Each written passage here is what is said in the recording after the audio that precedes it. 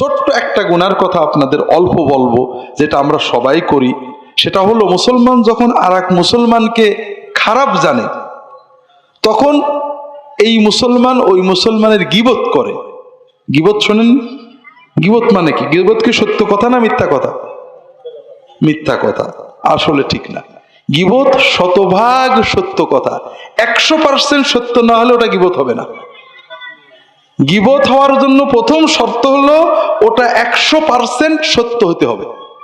মিথ্যা হলে সেটাকে বলা হয় অপবাদ, বদনাম, মিথ্যা বদনাম।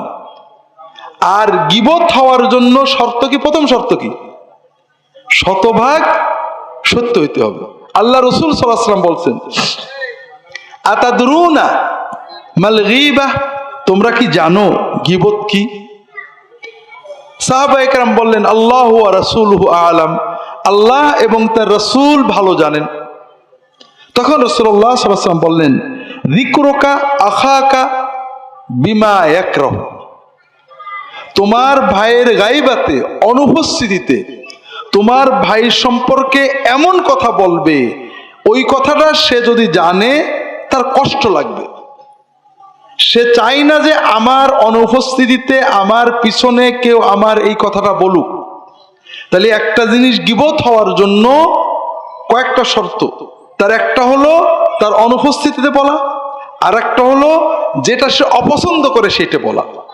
সাহাবীরা প্রশ্ন করলেন, ইয়া রাসূলুল্লাহ আরাইতা ইন কানা ফি আখি মা আকুল, ইয়া রাসূলুল্লাহ, আমি যেটা বলছি সেটা সত্য হয়, আমার ভাইয়ের অনুপস্থিতিতে তার পিছনে আমি এমন একটা কথা বলছি যেটা সত্যই তার ভিতরে আছে।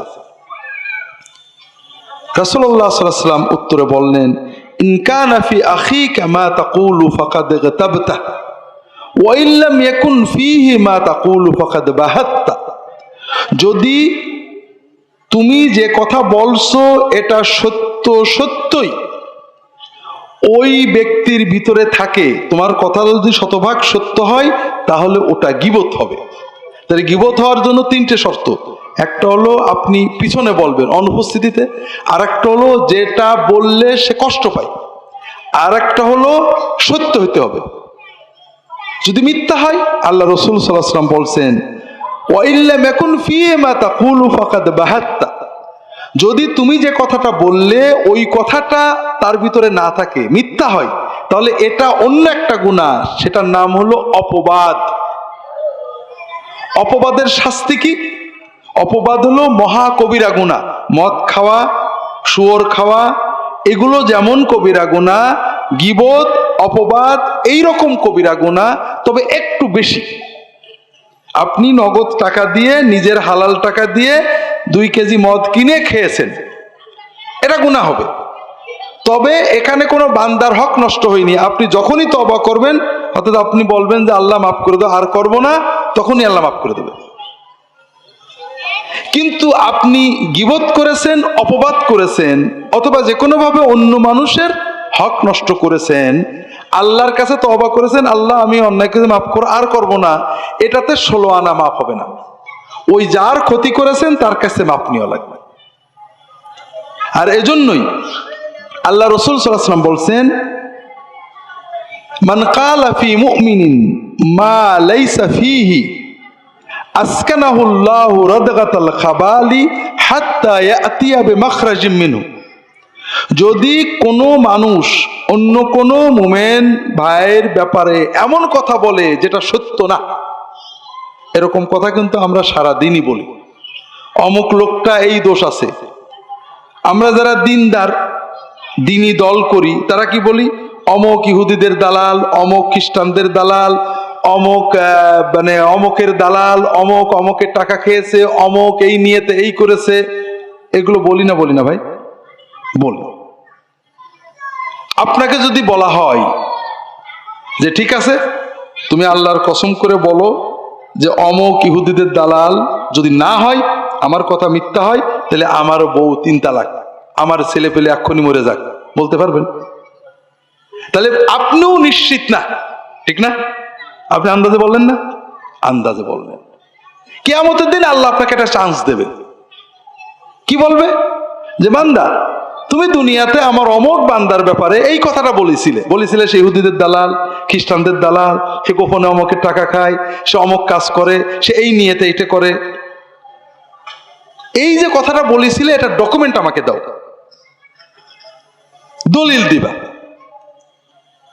আসকানাহুল্লাহু রাদগাতাল খাবালি হাত্তা ইয়াতিয়া বিমাখরাজি মিনহু।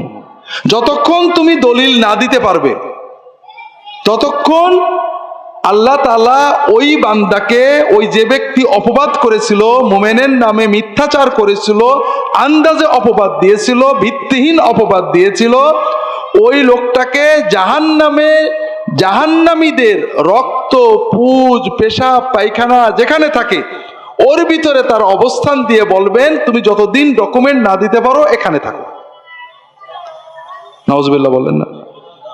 এইরকম গুনাহ আমরা করি না, কোনো লাভ আছে ভাই? 2 টাকা লাভ আছে বলেন তো?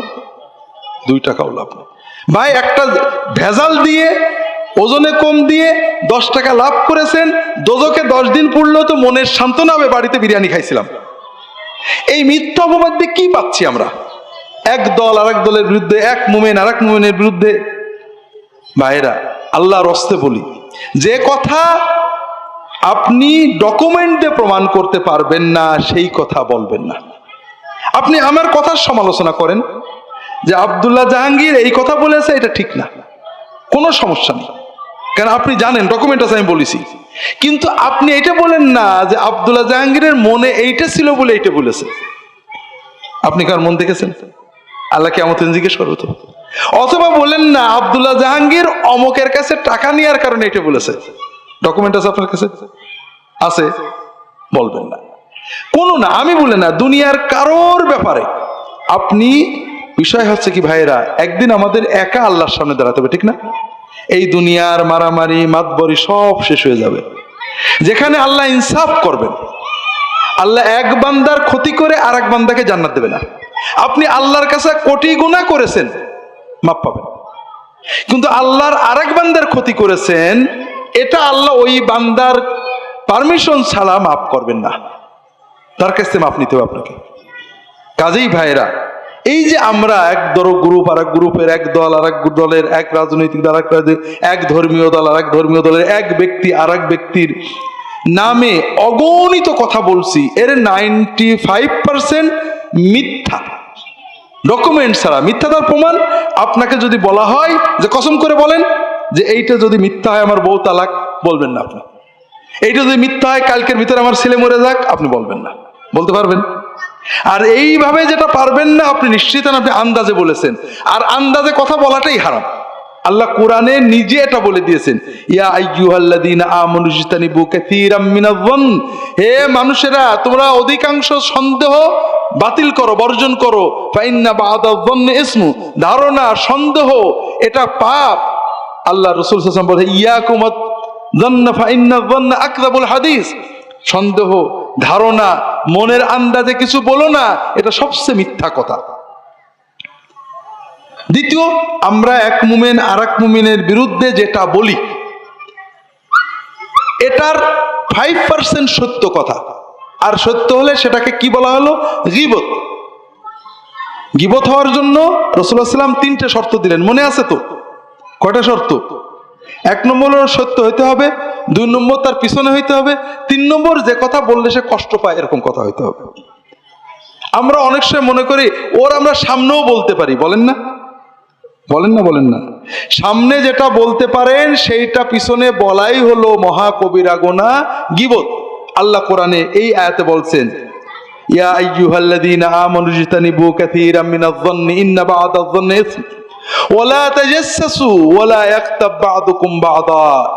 তোমরা একে অপরের দোষ খুঁজে বেড়ায়ো না, আর দোষ খোঁজা ছাড়াও যদি কোনো গোপন দোষ জানো, কেউ কারোর পিছনে গীবত করো না। আইয়ুহিব্বু আহাদুকুম আইয়াকুলা লাহমা আখিহি মাইতাম ফাকারিহতুমু, তোমরা কি চাও তোমার মরা ভাইয়ের গোশতটা খাও? চান নাকি? ভাই মারা গেছে, 1-1.5 মণ গোশত আছে, কবরে দিলে তো পোকাই খাবে, লস হবে, কাজে ফ্রিজে রেখে দিই, কেটে কেটে রান্না করে খাবো, এরকম চিন্তা মনে আসে নাকি? যদি মনে কেউ বলে তাহলে কি ঘৃণা আসে না লোভ আসে? ঠিক গীবতের পরে এরকম ঘৃণা আসলে তখন বুঝবেন যে আপনি মুমিন হয়েছেন, ওলি হয়েছেন, যার জবান আল্লাহর হুকুমে চলে।